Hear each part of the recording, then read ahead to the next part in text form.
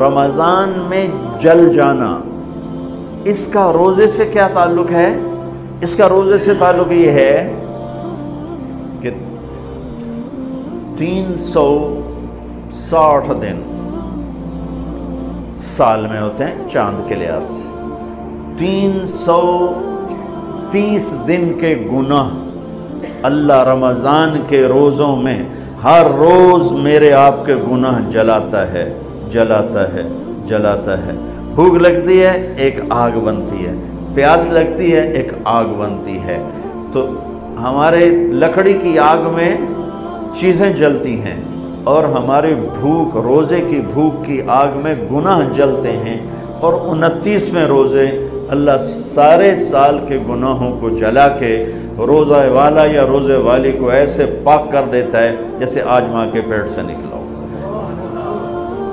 ایسے ان کو خوبصورت کر دیتا ہے۔ حج کا مہینہ آیا، اعمال اسی طرح ہیں جیسے ہوتے ہیں۔ رمضان کا مہینہ آیا تو میرے نبی کا اعلان ہو گیا، ایک فرض 70 فرض کے برابر ہو جاتا ہے، نفل فرض کے برابر۔ فرض اور نفل میں فرق کیا ہے؟ حضرت علی ہی کا فرمان ہے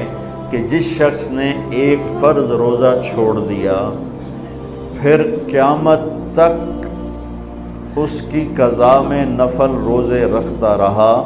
تو ایک روزے کا یہ سارے روزے بدلہ نہیں ہو سکتے۔ ایک نماز چھوڑ دی اور پھر اس کی قضا میں قیامت تک نفل پڑھتا رہا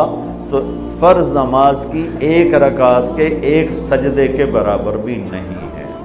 فرض میں اتنی طاقت ہے، تو اللہ کی رحمت کیسے متوجہ ہوتی ہے کہ رمضان کے مہینے میں اللہ فرماتے ہیں میرے محبوب کی امت ہے، ایک فرض کو 70 کے برابر کر دو، اور پھر فرماتے ہیں نفل کو فرضوں کے برابر کر دو، اور پھر فرماتے ہیں جو رات کو